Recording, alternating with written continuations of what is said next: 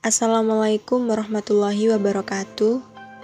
Kepada yang terhormat Ibu Aldila Septiana selaku dosen pengampu mata kuliah Sistem Informasi Keuangan serta teman-teman kelas 6B yang sangat berbahagia. Kami dari kelompok 8 yang beranggotakan Rahmalia, Muhammad Idris, Hasnatu Filaili. Di sini kami akan menjelaskan materi tentang analisis pengaruh inflasi. Assalamualaikum warahmatullahi wabarakatuh.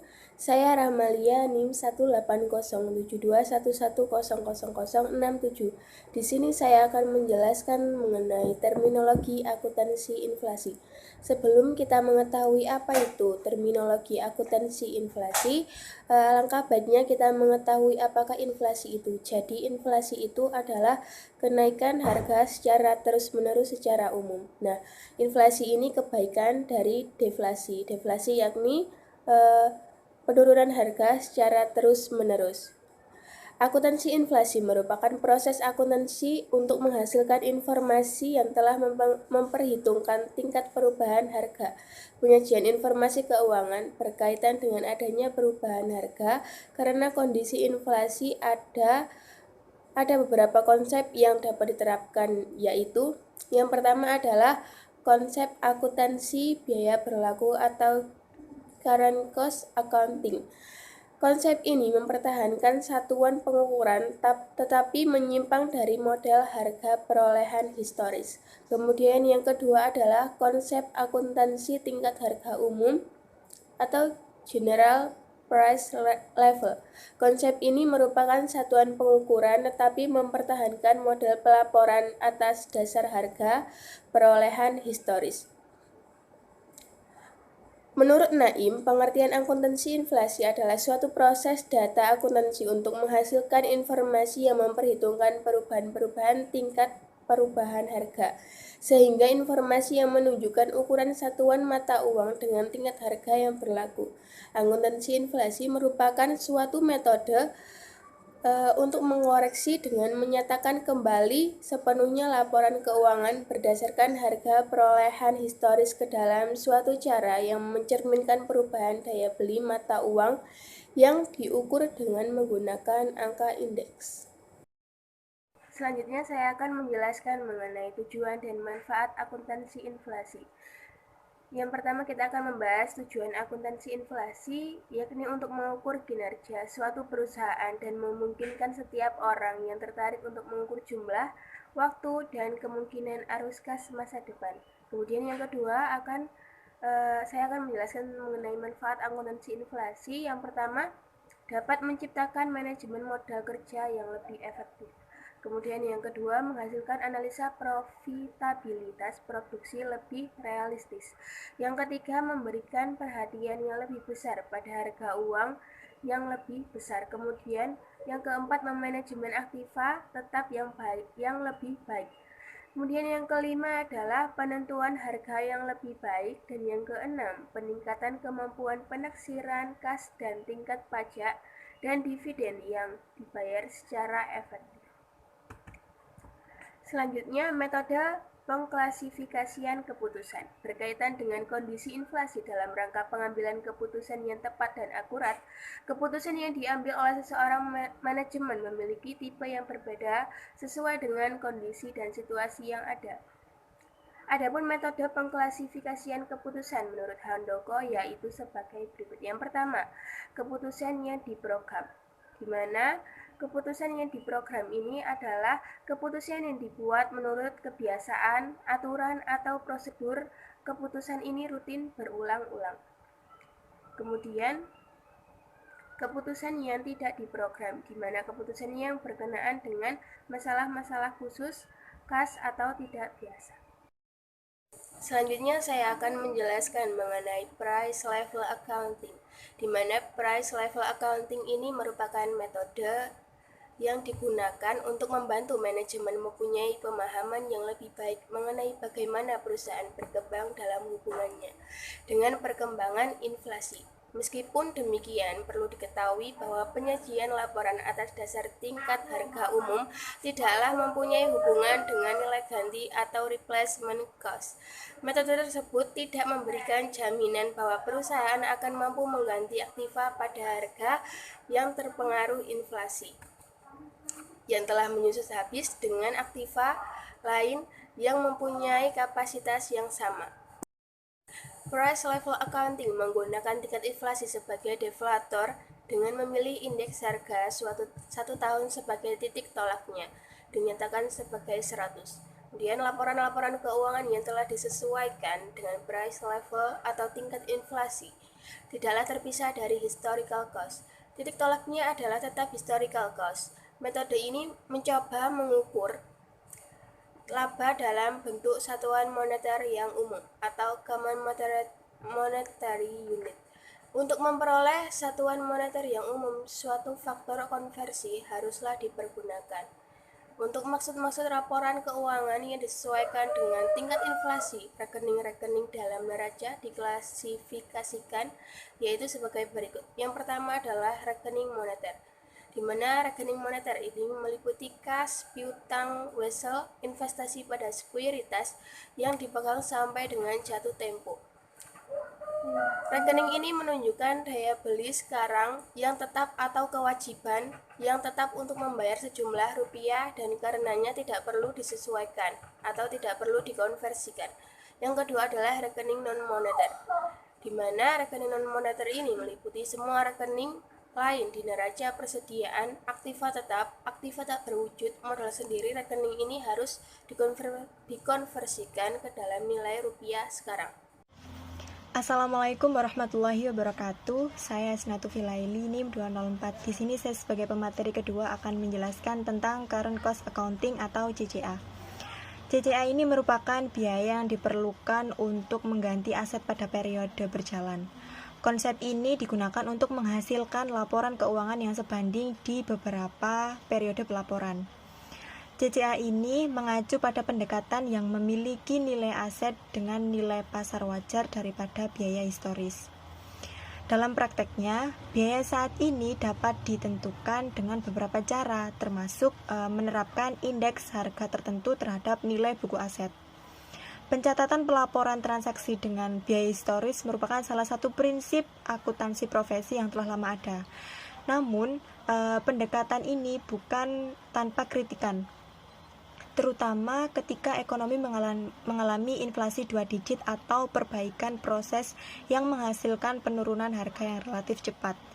Sejumlah pendekatan alternatif terhadap laporan keuangan telah diajukan termasuk CCA ini. CCA juga dikenal sebagai metode tingkat harga tertentu yang menggunakan indeks harga tertentu untuk mencerminkan nilai aset dan liabilitas lancar yang dimiliki oleh perusahaan saat ini. Pendukung pendekatan ini itu percaya metode ini memungkinkan pelaporan posisi keuangan perusahaan itu lebih akurat. Hal ini juga membawa prinsip akuntansi berterima umum dalam standar akuntansi keuangan agar lebih selaras dengan Komite Standar Akuntansi Internasional. Kemudian tujuan dari Current Cost Accounting. Tujuan dasar dari CCA ini ialah untuk memberikan informasi yang lebih bermanfaat daripada yang tersedia dari akun biaya historis untuk panduan pengelolaan bisnis, pemegang saham, dan pihak lain mengenai hal-hal seperti kelayakan finansial usaha, pengembalian investasi, kebijakan harga, dan pengendalian biaya dan keputusan distribusi. CCA ini bertujuan untuk mempertahankan modal suatu perusahaan bisnis dalam hal kemampuan operasinya. Nah, kemampuan operasi ini dilambangkan dengan aset operasi bersih perusahaan dalam hal dana pemegang saham. Sebagai persamaan, begini, aktiva operasi bersih sama dengan jumlah aset berwujud ditambah modal kerja moneter bersih dikali aktiva lancar dikurang kewajiban lancar. Adapun bentuk-bentuk current cost yang pertama yaitu replacement cost, adalah nilai yang diukur saat ini untuk mendapatkan aktiva baru atau menggantinya dengan kapasitas produksi yang sama. Yang kedua yaitu reproduction cost. Di sini harga itu diukur berdasarkan harga sekarang jika aktiva itu dibuat untuk diduplikasi seperti barang yang dimiliki itu tanpa melihat perubahan teknologi yang mungkin mempengaruhi aktiva yang dibuat. Yang ketiga yaitu net realizable value. Ini merupakan harga jual dikurangi taksiran biaya penjualan. Yang keempat yaitu selling price. Nilai yang dipakai adalah harga jual tanpa dikurangi biaya penjualan, sehingga laporan keuangan yang disusun menurut selling price ini akan lebih besar daripada net realizable value dan metode lainnya. Yang kelima yaitu expected value. Metode ini sangat tergantung pada pengharapan seseorang, jadi bisa lebih besar atau lebih kecil dibanding dengan metode lain. Sebab expected value ini merupakan gambaran dari present value cash di masa yang akan datang. Sekian presentasi dari saya, selanjutnya akan dilanjutkan oleh pemateri selanjutnya. Baik, Assalamualaikum warahmatullahi wabarakatuh. Di sini saya akan mempresentasikan terkait gangguan inflasi pada rasio-rasio keuangan. Nah, akibat dari inflasi itu akan menimbulkan beberapa overstated ataupun pencantuman yang terlalu tinggi dan understated ataupun pencantuman yang terlalu rendah pada beberapa rekening ataupun juga tidak ada berpengaruh terhadap rekening-rekening lainnya. Nah, gangguan inflasi ini pada rasio-rasio keuangan, seandainya perusahaan itu tidak menggunakan historical cost pada progresi, current ratio akan nampak terlalu rendah. Sebab salah satu komponen dalam aktiva lancar itu yaitu persediaan akan dicantumkan terlalu, sedangkan untuk utang lancarnya itu pesan. Nah, begitu pun sebaliknya, kalau dilihat dari perputaran aktiva terjadi terlalu tinggi karena total aktiva itu dicantumkan terlalu rendah, sedangkan tujuannya itu pesan. Nah, selanjutnya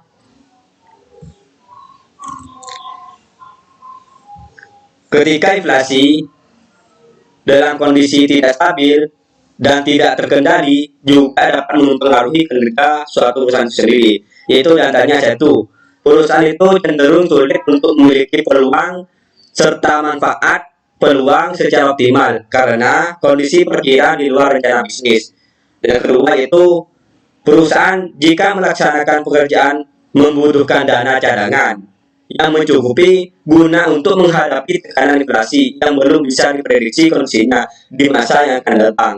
Dan yang ketiga yaitu kontrak dan berbagai bentuk perjanjian akan harus dilakukan kaji ulang untuk menyesuaikan dengan kondisi inflasi saat ini. Nah, ini adalah tiga hal ini adalah ketika terjadi inflasi dalam kondisi tidak stabil. Ketika inflasi itu dalam kondisi tidak stabil. Nah, selanjutnya general price level accounting ataupun kita dikenal dengan singkatan akuntansi tingkat harga umum ataupun GPLA. Nah, general price level accounting ataupun akuntansi tingkat harga umum pada dasarnya yaitu merupakan suatu metode penyusunan laporan keuangan yang menyatakan kembali laporan keuangan biaya historis ke dalam indeks tingkat harga umum. Konsep GPLA ataupun General Price Level Accounting ini melaporkan akun-akun dalam laporan keuangan dengan nilai mata uang yang memiliki daya beli relatif rendah. Nah, apa saja di sini ada keuntungan dan kelemahan di dalam GPLA itu sendiri. Nah, yang pertama untuk keuntungan itu sendiri adalah dapat menjelaskan inflasi pada perusahaan. Dan yang kedua yaitu meningkatkan kegunaan perbandingan laporan antar periode. Yang ketiga itu membantu pemakai laporan menilai arus kas di masa yang akan datang secara lebih baik. Yang keempat yaitu memperbaiki tingkat kepercayaan rasio laporan keuangan yang dihitung dari angka-angka laporan keuangan yang sudah disesuaikan. Nah, di sisi ada keuntungan, di sisi ada kelemahan oleh GPLA itu sendiri. Nah, apa saja dalam kelemahan GPLA itu sendiri? Yang pertama yaitu inflasi itu terjadi pada barang yang berbeda dan perusahaan yang berbeda juga. Jadi tidak bisa disamakan antara inflasi antara barang yang berbeda dan perusahaan yang berbeda juga tidak bisa disamakan. Yang kedua itu GPL ataupun General Risk Level Accounting itu tidak bermakna bagi perusahaan. Nah, GPL itu tidak bermakna ataupun tidak bermakna bagi perusahaan itu sendiri. Yang ketiga, angka yang disesuaikan tidak menggambarkan arus kas. Dan yang terakhir yaitu itu adalah indikator mentah. Nah, di antara hal ini, di antara General Risk Level Accounting ini pasti ada sisi baiknya dan sisi buruknya. Kenapa perusahaan ada yang menggunakan General Risk Level Accounting dan ada juga perusahaan yang tidak menggunakan General Risk Level Accounting itu sendiri. Dalam penyusunan berdasarkan tingkat harga umum, perlu diperhatikan pos-pos yang akan terpengaruh dengan adanya penurunan daya beli rupiah. Yaitu antara lain yang pertama, monetary asset ataupun yaitu seperti kas di tangan, surat-surat berharga, dan pos-pos piutang dan lain-lainnya yang sifatnya sebagai dormant account atau akan mengalami pengaruh penurunan daya beli secara berarti karena rekening tersebut tidak dapat lagi dinilai. Dan yang kedua itu aset dalam bentuk valuta asing tidak dipengaruhi oleh penurunan daya beli rupiah karena dapat dinilai dengan kurs yang terakhir. Yang terakhir itu non monetary asset. Secara real tidak mengalami penurunan daya beli, penurunan daya beli. Tapi dari sudut akuntansi merupakan pos yang terkena berpengaruh penurunan harga beli. Akan tetapi hal tersebut tidak menjadi masalah yang serius karena rekening tersebut dapat dinilai. Nah, dalam monetary asset di sini rekening tersebut bisa dinilai, dan sedangkan dalam non monetary asset ini rekening yang itu dapat dinilai. Itu perbedaannya. Mungkin dan selanjutnya ini ada lagi.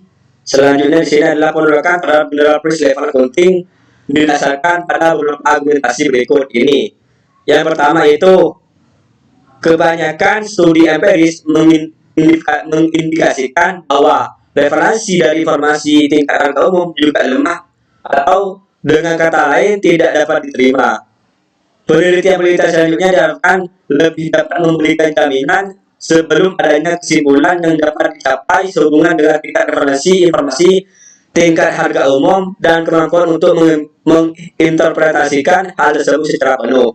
Dan yang kedua itu tingkat harga umum merubah rekening hanya untuk merubah dalam tingkat harga secara umum dan tidak merubah rekening ke dalam tingkat harga tertentu.